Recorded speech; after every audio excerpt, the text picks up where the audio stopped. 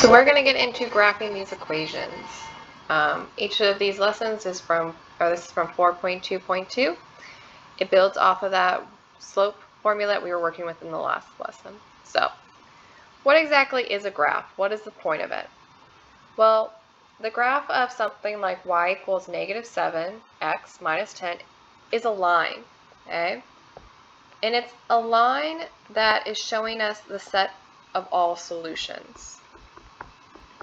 So what does that mean? Basically, what this equation does is allows me to be able to put any number in for x and figure out what will happen.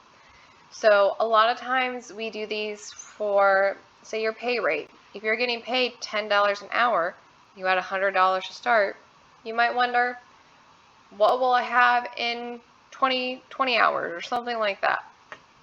Okay. So it's a way to calculate income or finances. Is just a common one that pops to my head, but there are other reasons, which we'll probably see. So, what are the parts of our equation? The number attached to our x is our slope, and that was the number we were calculating all last class. So slope is just going to be that -7. The number at the back is our intercept. Okay, and what is an intercept? It's the value at 0. Okay, so if I'm just starting off, right? I've never worked before, maybe I have no money in my bank account, so my starting value would be 0. Maybe you saved up some allowance and you have $10 in your bank, that's your starting amount, and then you get a job. So your initial value would be that 10. And so in this case, it is that -10. Be careful, signs should come with it. So this would tell us I start down on the negative part of my y-axis. So what does this mean for plotting? So what this means for plotting, what I like to do is I start with my intercept, okay? And I simply put that on my y-axis. Remember, your top half is positive, bottom half is negative, okay? This is a -1. I simply can just put a dot at -1, okay? And then I've got my first point for my graph. To be able to graph, I need 2 points. Once you do that, I like to make tables of values. Other people do it different ways. You can also count. But this first point is if I put in 0, I get that -1. Then I might just ask myself, what happens at 1? Well, -2 times 1 minus 1, I can do that calculation. -2 times 1 is -2 minus 1. Negative, give me -3. So I could also plot the point. X is 1, so I come to the right 1, and I go down to 3. Another common way that people do these types of problems is to do rise over run. So what you could do is you have -2 up top, and if there's nothing on bottom, that's a 1. So this is telling me from my initial point, I would have gone down 2, 1, 2, and to the right 1. So you can also count it off that way if that is what you have learned from previous teachers. And that would be the slope of our line, or the graph of our line. Okay. The next thing is to be able to write our equation. Okay. So to be able to write our equation, I need to know both of my points. This first one is labeled for us, so check off that I've got the point 0, 4, and I need my other point. When you find your points, make sure you do x's first. So I'm going over 1, 2, so my x is 2, and I'm going up 1, 2, 3. And now we did 1,000 slope problems. You want to calculate out your slope. x1, y1, x2, y2. So 3 minus 4 over 2 minus 0. 3 minus 4 would give me a -1 and a 2. And that makes sense with this line because it's moving downwards that I got a negative slope. So this is my slope. Okay? So to write this equation, I always start off with y equals, okay, I put in my slope. So that is negative 1/2. I put the x next to my slope. And then my plus or minus, I come to my point at 0. So 0 was 4. It's a positive 4. I would just say it's plus 4. So you look for that intercept. You look for that 0. And that gives you the equation of your line. And it wants us to write the function again. So similar type of problem here. I have my initial value at that 0, 3, and I just need to figure out what's going on. What is this point? Well, that looks like I'm going over 1, 2. So 2, and I'm going up, what, 1, 2? So I got the point 2, 2. And I'm going to calculate this. So our x1, y1, x2, y2. So 2 minus 3 over 2 minus 0. I would get negative 1. Yes, sorry. I would get negative 1 over 2 as my point. So once again, a slope of negative 1/2. So again, you always start off with y equals.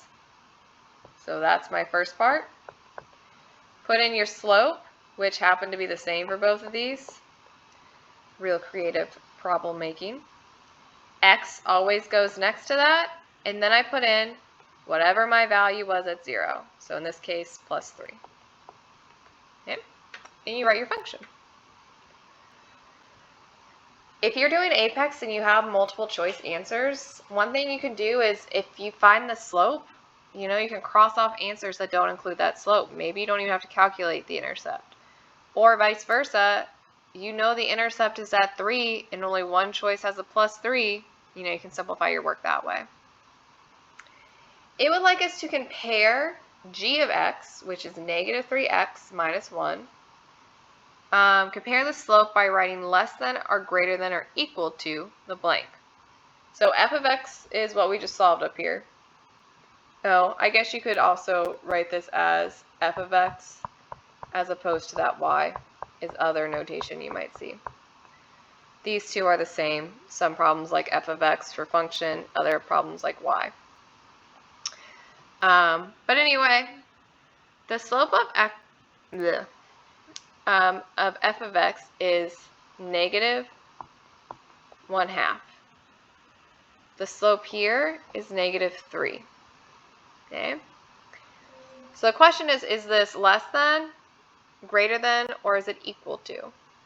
Well, they're definitely not equal to each other. If you have a hard time with negatives, just think about a number line. Okay? You've got 0, negative 1, negative 2, negative 3, and 1/2 would be about here. So when you're reading a number line, you're looking for the number, your two numbers. Whichever one is further to the right is greater. Okay, so if the negatives kind of mess with you, just draw in a number line. I know whatever is the furthest right is my greater number, which in this case is that f of x, so f of x is greater. You can also think about the fact you would rather owe someone 25 or 50 cents versus owing them $3.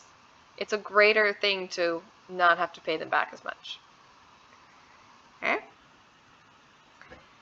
Now we get into our word problems. You'll need to see a little bit of application here. So we have a temperature T in Fish Haven, Idaho. Starts at 20 degrees. When you are doing these linear word problems, your start is always a word I look for intercept. Okay, so this is probably my plus. So at midnight, it's 20 degrees Fahrenheit at midnight when H is 0. The temperature drops every hour. When I see the word every, I'm thinking slope. Because slope should be something that continuously happens. And it wants me to write a function where the temperature T hours. So my T, my temperature, remember the parentheses, depends on the number of hours. So that's where that T of H comes from. It'll equal, you're writing an equation here, okay? You want slope first. So it's just like this. Slope came first here. Slope's coming first here. Slope's what happens every hour. What happens every hour? 2. What is it doing that to? It drops. Since it's dropping, that's a negative movement. When is it dropping? Every hour. So I put an H next to it. So it's function, equal sign, slope, whatever our variable is the H here. And then we want to look at our starting amount. Our starting amount is 20. So plus 20 would be how we start off this equation. So that would be writing that equation fully. Number 7 says cost Cx for a carriage ride is given by 2x plus 4, where x is the number of minutes. It wants us to graph it. Great. Again, you can choose to make a table if that helps you out. 0. Well, at 0, I just take that plus or minus value. So at 0, we're up at 4. From here, you can choose to plug in, or you can do the counting method. I'll start with the counting method this time and then go back to the plug-in method, but rise over run. Okay. I have 2. It's over nothing, so I can put it over 1. So I'm going to be going up 1, 2, and over 1. And I would get a point there. So again, that's up 1, 2, and I go over 1. Another way to do this would be to plug in 1 to this value. Well, 2 times 1 plus 4, that will give me 2 plus 4, which is 6, which is exactly what I have here if I count it up 1, 2, 3, 4, 5, 6. So either way, it works for me, and you can draw that line. Whew. And our last kind of set here. In Moose, Wyoming, the snow level is modeled by the function y equals 2x plus 14. Here y is the amount of snow in inches and x is the number of hours after midnight. What is the meaning of the x-intercept? So, or the y-intercept, y. The intercept you should always think of as start. What is our starting amount? That's whatever you add on.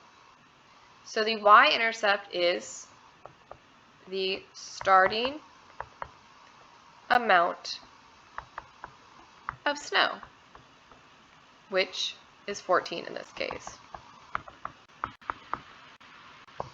So what you're looking for with any type of question about the intercept is that it's the starting amount or the initial value. What is the meaning of the slope? Well, my slope is here. It's that 2 out front. Okay? Well, what's happening with that 2?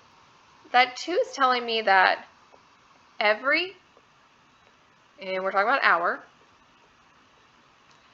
2 inches of snow is being added. So you should really think about your slope as, as something that's happening multiple times. It's happening every hour, every minute, every day. It's that continuous rate. Now the last question just asked me what would it be when x is 8. I take my whole equation. So 2 times 8 plus 14, and I would calculate that out. 2 times 8 is 16 plus 14, which means I would have 30 inches of snow in 8 hours, which is a lot of snow. I hope this helps. You can work on it. If you have any questions, let me know.